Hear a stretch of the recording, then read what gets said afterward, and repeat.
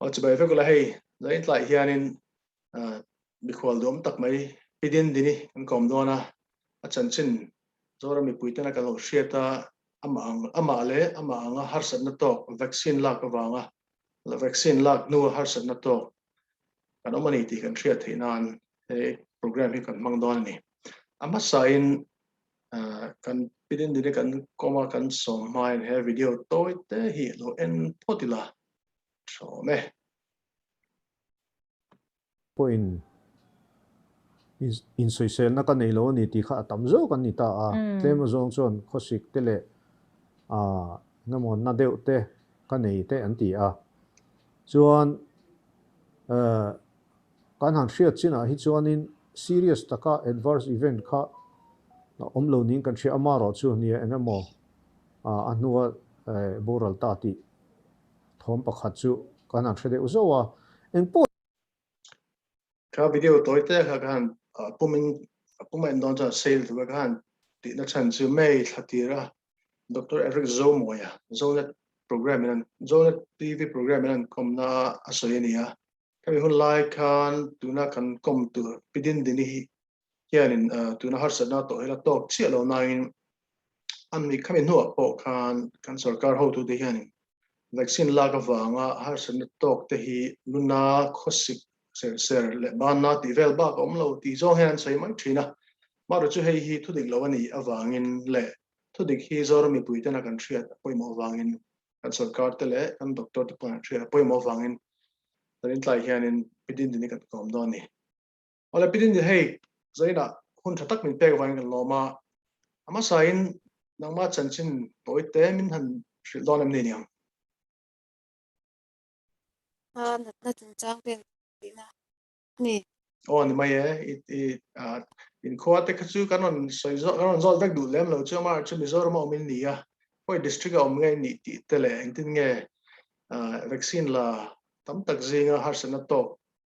enge moza zinga pakhat ini ta kan kom masak ben ni dona khawi kha bul tron na mi han soi sak thei chuan kan lom ve wang nia ma mi district kan ni a chuan kan coming to next week lo mai la pui lo ra ngai da ni som pa ni June ni som pa ni tharuk sang ni som pakhat khanin covid vaccine hilaw pe tur ti in amani khan an auta information na te la lo jong jong po tiang jong khan an auta hetama hi chuan hei nge akum bi thlang jong khan atira chuan pum upa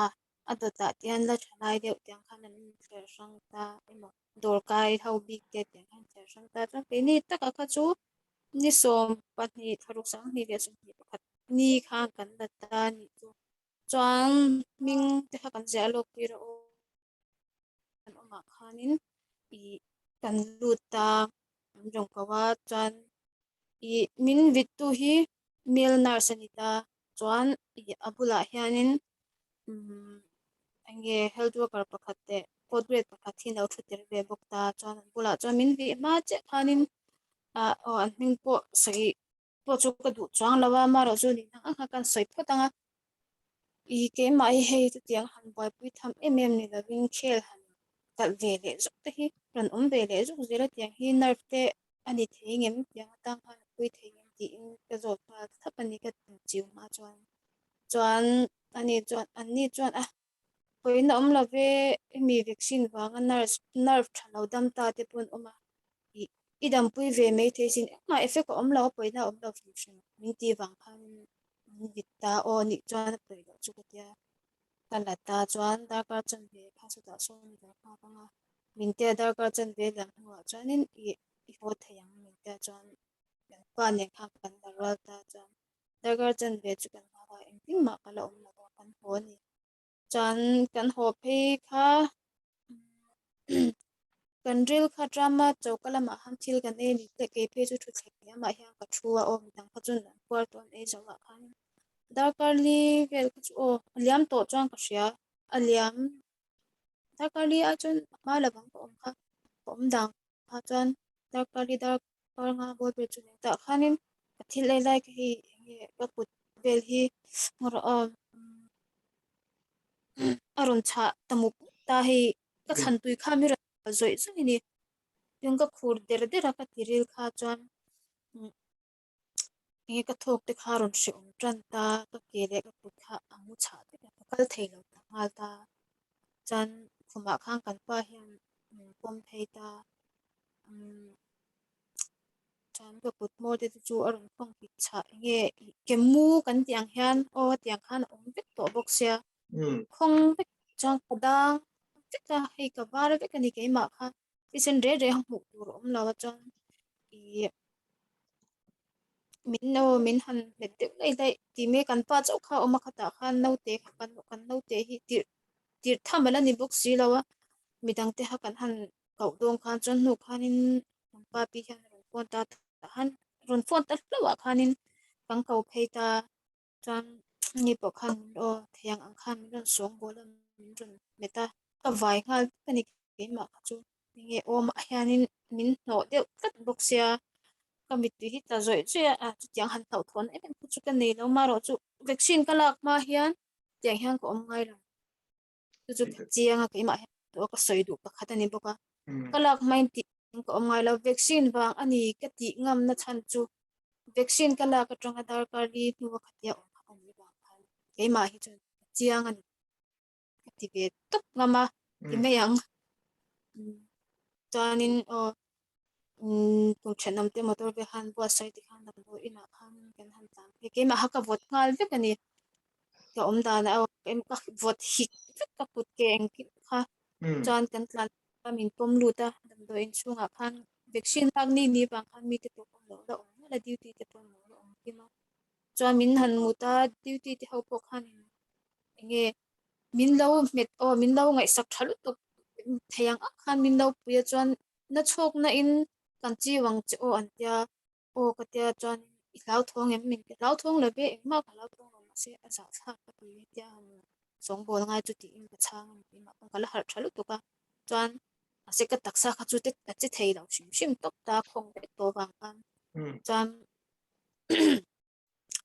min han ba pu ya khan doctor kharon pe ta na chok na min he a chuan a nuwa khanin na chok na zo khanin pakhat hian min ron chiu le kha kha inge min chiu ha ka shilo ni chong khatia min chiu che khana ma ai khanin hi ka kha chi ke ti mei chong te kha har ta khanin chuan entin ngei om tia kaluna ka tia hi ka mu to ha inge ka mu po chilo ka ti he ka sha thiam thei da chuan ni ka le khang ka chong ni ber khang ka sha ka kaluna ka tia chuan cho mình chỉ lo mình sợ cho mình tin người ở mình thì có thua hạ lúc tục cất thuật thầy đầu có tia cho có ôm mãi han mail nurse mình chịu tu bốc cho mình run nem anh thì khác sẽ bốc ta với thun về chú run push mà cho thì oxygen level thì khác chú em răng thâu được đâu còn cho nem xuống nem ngay lo à rồi tiếng thì càng được đâu cho nem ngay lo à rồi tí tiêu hay chứ càng ở coi tu rồi chứ cho ta khanin ka lu lam po khang ti ka nga ai tam bo in khum ha mo chan an ti ka nga chan amu fil nge ka shilo ka ta in ka ta ka chong ka har le chuanin ka lu hin na tu ka luak te kha chhuak ani ka luak hlei thei bok si lo chan doctor a duty ti ha kha kan pa te kan ma shil le ta thil a kwa ro ka kan chiu le chuanin nge om zia om chuang lo tia ma se thil e por sain kan lo kala kan ti to kha ni nga enge eng buk sak em kha chu om chuang lo ta chan a katal hi katal ngot ani me ka lu na lu kha om ngai na ka shelo ni chu ke ma khamo chan chan pa bula khan a ko pe me ang om zia om chuang lo ina om ka lu zo ka tia kan hot phei ta chan o kain antila chuan doctor chuanin vaccine wang ani lo itak sa chak lo lutuk ani hi enge na do tu te inei tle ma te kham ai ti sang sang khan asoi kwalta vaccine wang chu ni la da kar chan be khan anang te se ke ni mi mo bel kon ma om ngai lo vaccine kala ka tang khatiang kom chan karil ru chan vaccine ka pu thawani ke chan ka chung te put ne pon kan pu vek thaw sẽ cái này thì em xong cái tết thì xong cắn nhiều ngâm đầu khá nhiều ta cho cái này hắn năm bữa lạ cái này em tiêu chuyện ta nè nerve min ti sakta ho khami kan hole tang thang ka pang thing zong chet har sata dinglam pang chu ka du ka che theya ma se velam pang ro chu anga chwa lo ko tang hi utmur cha mo mu pang kyanin om chu chu thiang kap mai hi tia ten kan noi le ko ka tu na ko ten om dan a cha mu ko chan o ti khang kan ho pe kan han ama ne na ka in tir chum zom ta a ama chuanin owner pang ni eti in dang doi mang chaw ta dang doi i aron ten kha ama ta chu mang nei tir ta chuan na chawk na sang chaw boka an na chawk na min chaw kha sang ani ramadol chaw ta dang doi min pe ko po he sang a amang ko ta boka pakhat strip phathi jan ang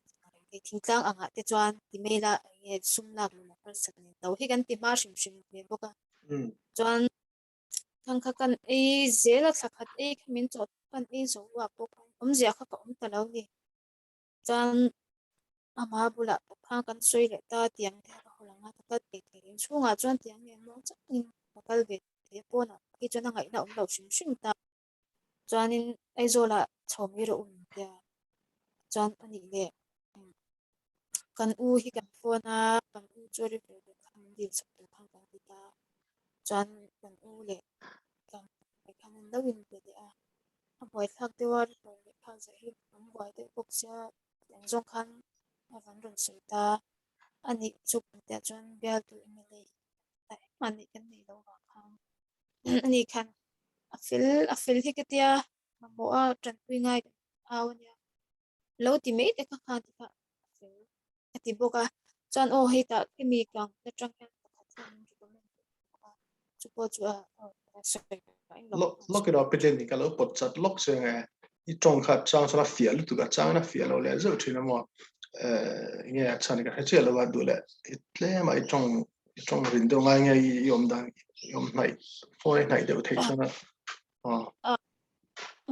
chang sala fial tu ma seng ateng mo cha han fial lo zo om thina kan ngai mo do le do ti khan nge anang ti khana fiat tha chuanin mi ho paisa chu min ron pi tai mi le chu ama te kal tangi chang kan chhauta kan chhawa khanin te ma sum in ren chemnan ti in sebila kan tlan lu support ta hi test tu ni vel chung changa khanin alo tlom chok me se khan chuanin kan han lu na kha kan doctor han mu pera kha ning ka shilo ni ma chu he pi sang wi pang mai zum lam pang ki nya chuan vaccine kala a lak tir atanga ka dan thleng kana top thleng kha kan shil vai ta bek ta chuan ani po khan ka ming te ka phone number te ka veng ka kwa thleng khanin ala ta hal beka test tur kha chi sang min ja sak tre boka ma khan chuan kaluna kaluak bak thin te le o china ka soi mai bak thi ron put ani ke ma kha ka nu ve kala khan mo chong ka thir ka hi atum duk te isen rong ani lauta makha ka lau thong hang hei kan pa po hi a chat pui ta ka shit ka nge ngi a aron po ka danga chon na bule lau khang te teng kan civil doctor chu shit ta ni chan ani chuan I chula thikhar tling ani lo mo le atia chuan kaluna kan luak vel po kha I thwaka thisen atling ani karing atita kan doctor chuan mo civila chuan CT scan in ti anga atia abak test chu chi sang a tamlu tu a eng nge chu kan thrit yang pe chuan ang kha min ta min peta o CT scan ti lu khang kan phaya chuan ta khanin damdoi ne na ti don chuan in book anga ya damdoi ne lo in ti chuan tu na kan ti kha langa result chhuak thei kha langa atia shitam lai lockdown lai ni vela khanin hi nge a shikai nge no law ve pa bok ne khan no pang kan shwa a khanin damdoi tel lo chuan la bu in kai chwa thei chuan ho ni vat kha kan du ba awang khan chuan damdoi tel lo chuan kan han ya a tha le se ni ta chuan kan lu chu chuan kan ni kan kal chho ni ti kan ni wa khanin atu ka hole be se kan ni wa khanin kan zo man don lo tak nge la kan thata ba private a khan test atang hau chu kan ti ta chuan kami result on chhuak kha ba kha I civil doctor mu lavin private a chuan kan bu pui ta ni private doctor chuan doctor puya khian chuan an mi to sound kha lo ena khan engma thi khar po om lo chul vela engma boina om lo a thavek a lo tia ani inge in ro chan ti ang zong vel khan chota chuan eng ki kha ka su kan soi chuak le ta bek ani hi inge bang om lo khan ti me mo tlampang ina kan doctor tin ma lo lak ta to dan te le ka om dan vel kha kan soi khan chuan kaluna akaluak tu vel te kan soi kan i thluak hi ama chuan chiang takin mi se thluak hi ti zong han mor zum hi a oma chumi mor zum chu po chu a thling to ani theya luna i lok chwa chuan min ti ta tlampang hi ana thin ta ma thian ka det ngam ngai lo ta lok hi chok ta ti khan chuan engkim kan han shet khanin o ama thiante doctor puite te khati kha min han phone call sa kadam boy te ti khan songa te kha ron shit zelta chuan ama po chuan i kan number te ti khan ala a number te po kan na ultrasound ti sakna chuan vaccine alak wang ani e ti ming sign tan ta ni chu kema nin vaccine ani kan han ti law ase vaccine kan lak ngin ti hyang ka om kan ti ke ni chuan mo Mahse on bula vaccine chu ke ni chuan kan ringa Mahse thiam zokin ani lawan ti tlata ba kan ringam ti thlengin ka soy ani cham anu hianin ani le apu adam le thengem tian cho khanin anh lo ka har ma adam le ang ti chu kan tiam thei la che ma ro chu thei to pan chuang a thian thu na ti am shita chuan kan doctor in tong ka velin suida kar chan be alangang ani chuan alangang ti velam min han che te to ka alung kha oilo de ni khan kan hriani ani chuan ti hian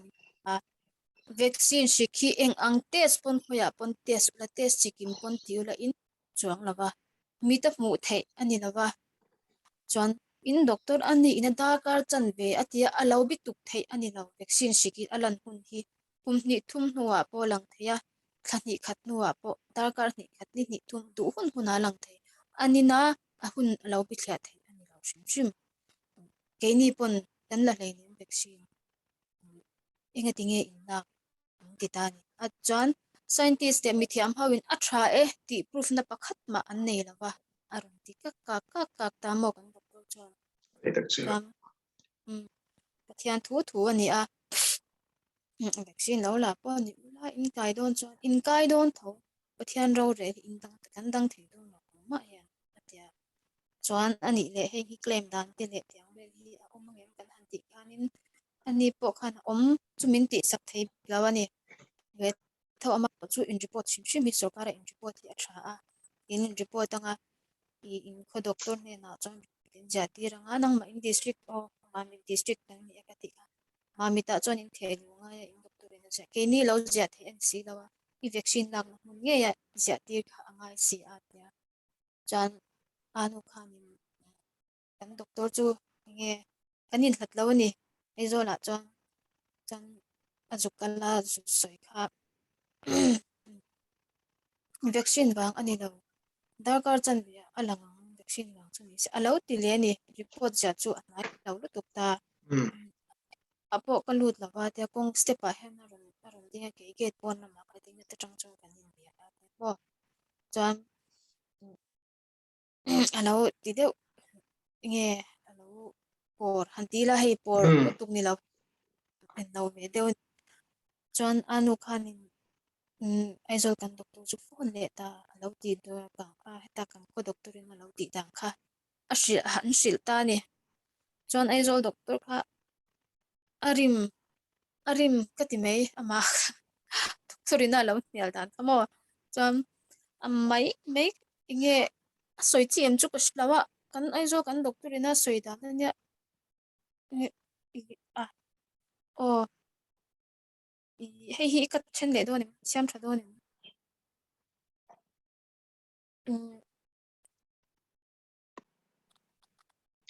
chuan ti khanin aizol doctor kha in vain en tir ta a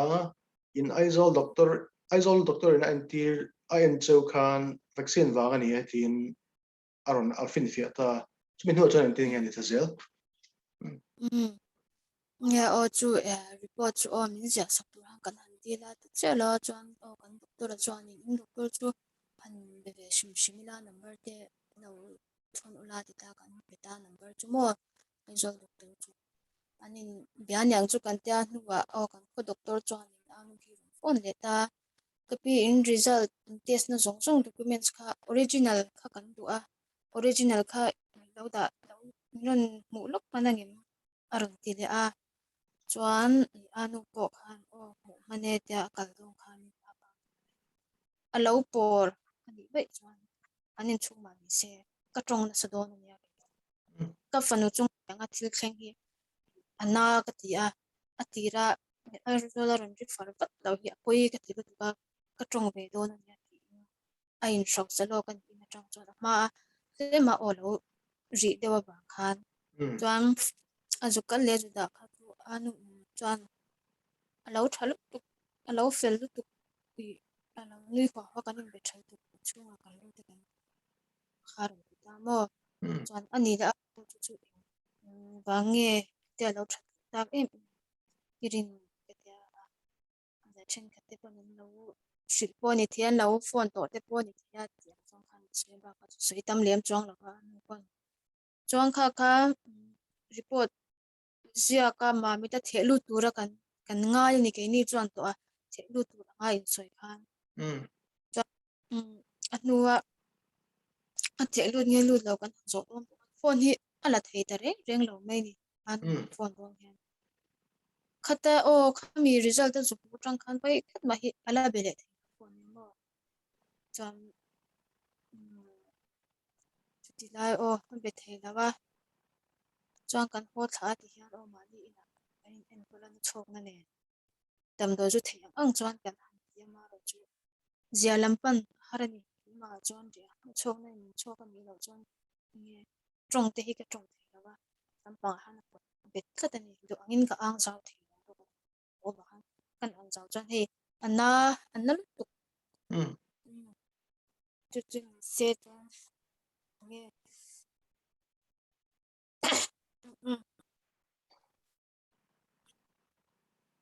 ani tak chule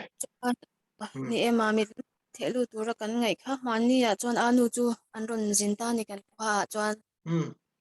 kolam pangkhanin kan doctor chu lo wa hop ya ke phe chona hudon ti po kha ka shelo shim shim ani po kha tum lok lo ma ro chu dam do in an tlan thai tak sia kha chuan in ba thaum ti in han kal chi ta doctor chu ama na tho na chuan mo chuan report khai thelu nge thelu lo ti in a zo ta ni an khan doctor chuan hetlam pang a ka ti tur ang chu ka ti zo vek to a abak chu bo zui to be to me ro ti in min changa te I thelu mi lu lo kha ole a in min chang la abak chu sha du kan nei lo an ti le po kan thu danga soi zel ni kan doctor khan ole ai khana chang thei mi lo ta chuan ti hian a lo ti ta kan doctor a thua ka ti sin a tling in ron ti a do tin ron soya a lo ti ni anu bula ke ni in kan soi ani lawa civil kan doctor in athwa aluna pakka luak thin chu thwa ka han ti sentling aba angve ani chuan min ti awangin kha kha aron soi ang khang kan ron soi ani athwa ka ti sen atling kan ron ti lawa ni in an hria ti in kan ron soya do ta ni lawa doctor ni chuan khatiang vaccine bang khan athleng thliang ti rin na kha kan nei lo kan ring pathiam lo shim ani ti in a changa anu chuan nuwa healthcare tanga o khatianga kan shat thate na 200 in lo teng te kha pu thang te chuan a apelo so kha ata kan doctor chuan chu po chu do tin soya in be reng lapa aron ti le ni anu chuan mai kan biak le biak lo chu tu na hian kan phone nga langi ti le phone phora rola anu ma se kan doctor chuan angam tat lo ni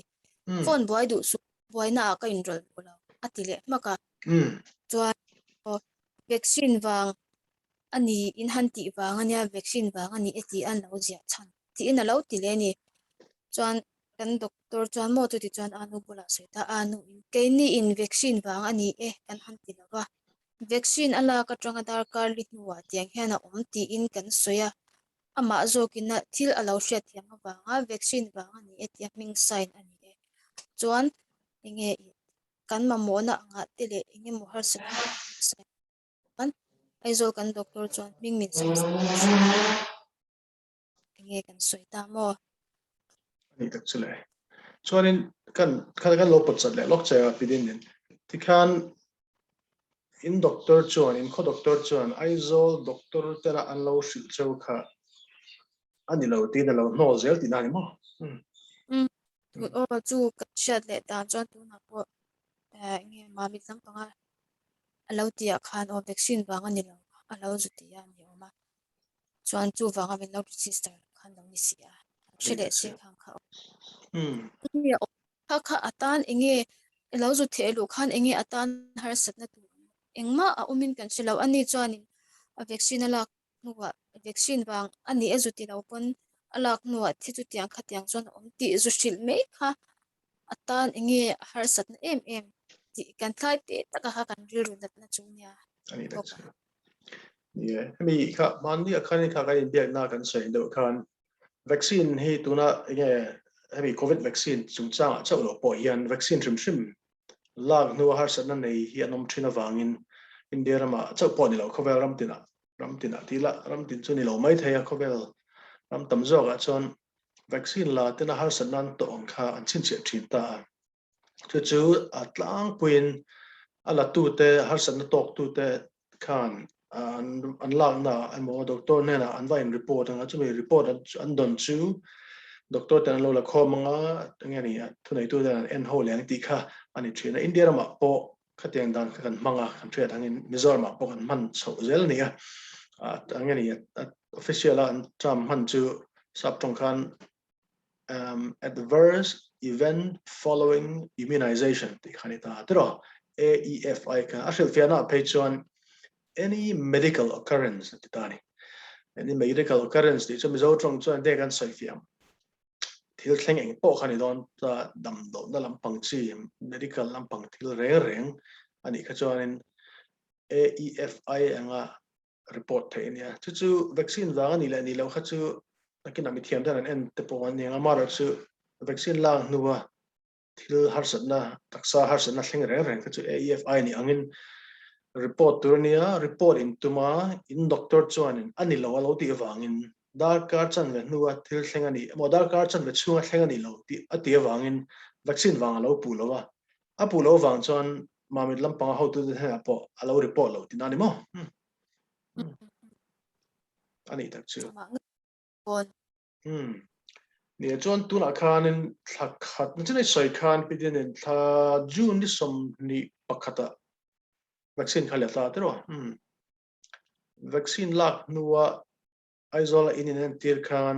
June July ni som ni pani ani ta in ultrasound vaccine wangani tia doctor na lo fin fia kha thakhat chung khanin in doctor khanin aizol pan kha sei ngal lo nge omzia khami chung thakhat engwang nge thakhat chung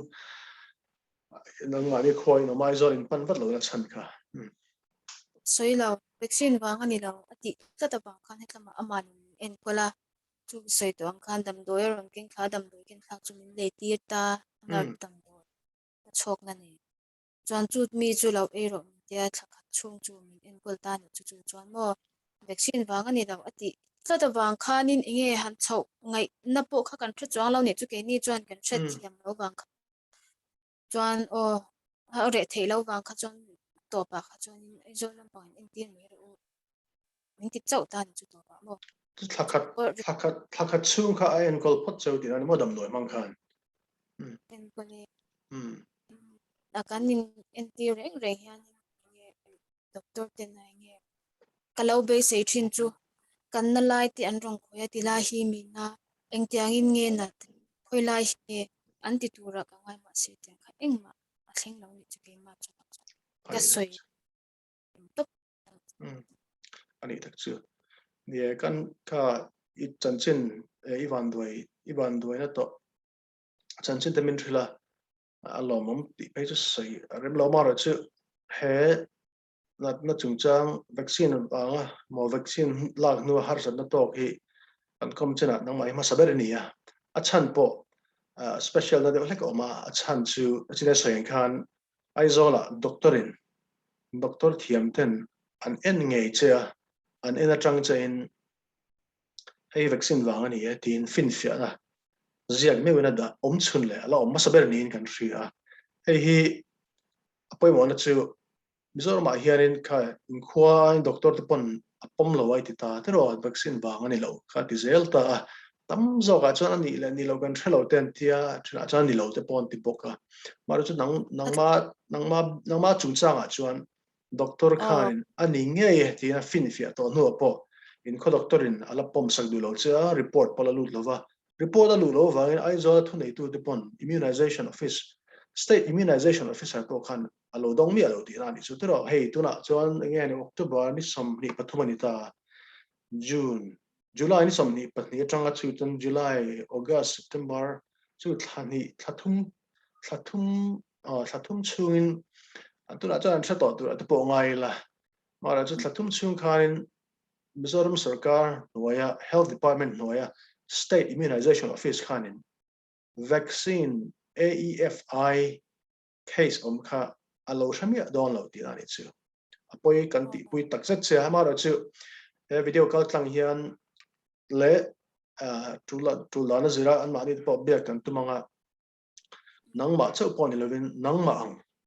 nangma aya nazwal big nazwal te tin nangma aya nangma inat ang man lo te pon yang chu te nga har san na sang to ka kan mu chu bel zela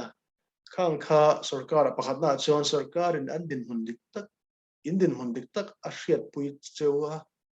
ten en kol ngai ni chuan en kol ngai ni bok renga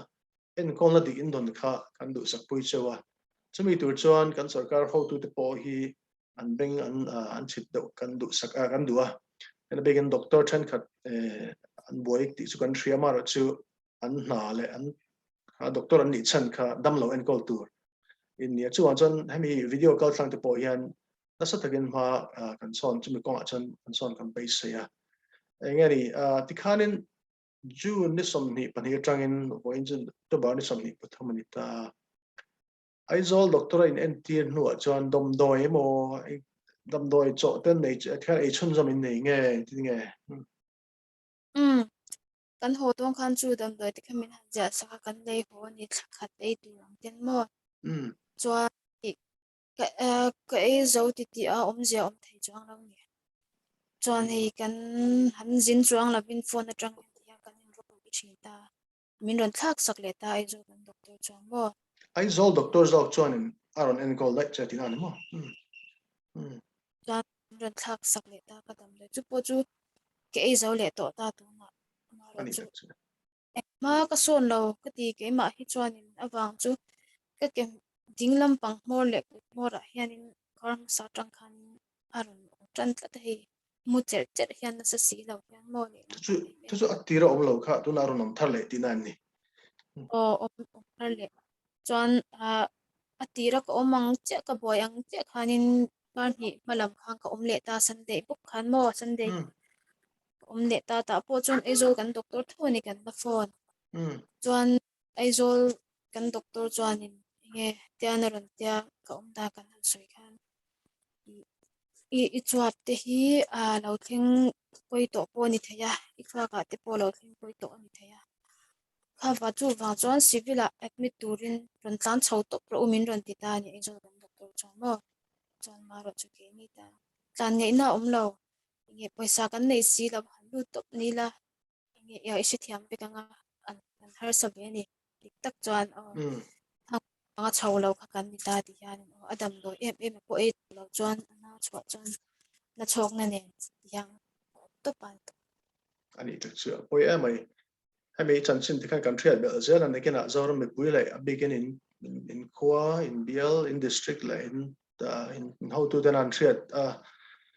atiang dam lo in om chuan dam lo en kol tu ten an en kol the tu chuan the top in ma kan chu pui don chuwa in zoram sarkar how to ten hera po hei kan thlen ngei dona nangma chau lo po atiang har san to khi alom nual maya tin kan triat je in khwa an ka tiang kha in shit ang ngani hete hai ti lang han in te har sana nei ban na mo ka teng thana chi ka shit in nei Neye hmm number lan ti che lo gu pa hen ke tang chu ka tia o vaccine fak la hi chu kan ve nual to me tu na cha ani tak chu ni hai shit ang vaccine hi than chuan engma har sana nei pui lova an that pui ti mai la na pui nei lo te pon ma tam zo kha ka tenga kha an ni rualin engmo za azad hi shit haranga chan chu in report tenga ya tin in report pon chu nang ma ni biga pe chan lo dong do lo te kha lo ni le zela chu wan chan kan theng angin hei hi Mizoram hian kan Mizo puite ka teng tok har sana tok van do na tok an mani ti kha Zoram pui hria da le sarkar ho tu te le kan doctor te pon an lo hria dan ngai vena in koladi in dan theina tu malak hi kan tu mani a chumi konga abul tan na la hei min sai hon sak te wang kan lom tak zet ni chon tu la khanin in khoilam ta atop nan zo ami zo na top nan e dam doi kha ye to ri lawa dam doi cho kha zo to ri a chon doctor aizol doctor zo khanaron cho zel ta che atro chon in aizola ron le ron kala aizola kala inen kol kha in ma bak chun ani tawa em ti khan nge en ti nge ani a tu na pon chau tu kan ni reng to ta ma se har sat na bang o ti me teng in kol na lam pang tu zo ka hi kan ta ka dam lo wa hianin kan pai na ta thei lo ta no pang pan in kol ngai wa in sum lak na ta lo ta ni ti po hian chung ka le khat te ho te na min pui na thian tha te ho te o ta na mi fel tak tak ho te pui na zarat ya sa kan ta tu me teng tu chu o kan chau thei lo na lai chu sum om lo ba ti tot me tiang ani tak chu cho khat kan bel tu chu apa hi i lo shi to mani rang de ulo khana kal hi run na mo kal na hi pian tira ta la nei ngai mi ala wa ani pon vaccine full dose na alak nu tang chu tia ron chuak chu ka soi do a vaccine ba ka ti lo thei lo ani tak chu ni he thil hi hei khovel ram ti la mai sarkarin a him a tha tin mi pui rila ni a him a tha ti a sei mek lai hian har san to eng ma za no ma hei jena ha kan sei lang zo zo to ga helova Australia ra ba hian sarkarin report adon har san to adon zong hi adon zong ti khan in report chaw ani ta in report lo kha eng ma za da nam boka adon china hian sing sari an tling to a sing sari chuang to a chumi zinga chuan mi zaruk chuang de olek hi pandoi zual big thi puilam to bokani chu chumi Mizoramah hianin lo kan lo hriat hi alo thudiklo va tin doctor te kan sarkar te pan sei lo le an thril lo chu mi puimen thril lo chu khatiang thleng ani ti khania chu chan hei hi kan bul chan nan nia mi puina kan hriat zau thenan le thilom zia kim changzo vaccine hi la su la ro kan ti don lova aro chu thil doctor te na sarkar na himanti rual hian hetiang he thleng the ani ti hi ataka mi puina an hriat thena turin nang ma nge na min thrilo wang kan lom tak zera ni khanin in theng to ken in lo en kol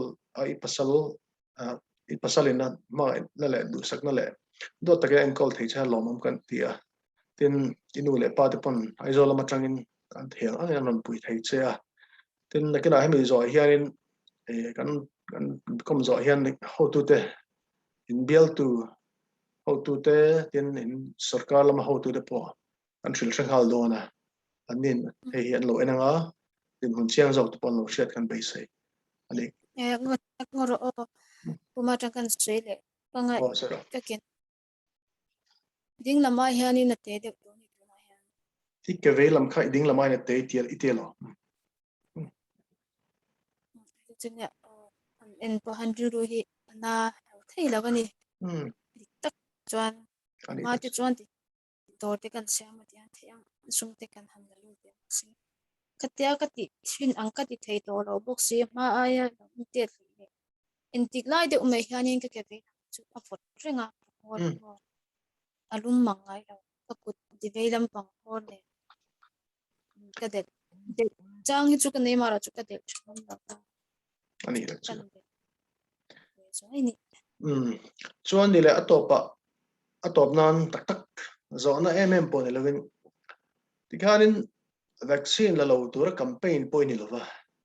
chen khat chuan vaccine la lo turin mi yes ange na fui kholo ten ti thina ateng lampang sai hian pa se chu vaccine la lo tur campaign chu sei lo na ma nge pon vaccine la tiro vaccine kha i do lova ma lo chu khatiang thil thleng thei alo ma nang ma nge thleng ta tura hen Mizoramah tam zo ton vaccine kan lat to tin first dose la second dose la tur te pon om nuala nga tin la lo te pon amanga eng tuna nang ma chanchin lo ngai thatur lo en tur le idin hun lo ngai van tur te hen te hian enge lo ria sei ti vaccine chung chang a hian nghe chu đâu thing don chu cái silo mà ra thì chân cái din hun hi cho nên là lâu xe cái cần thịt không mấy tiếng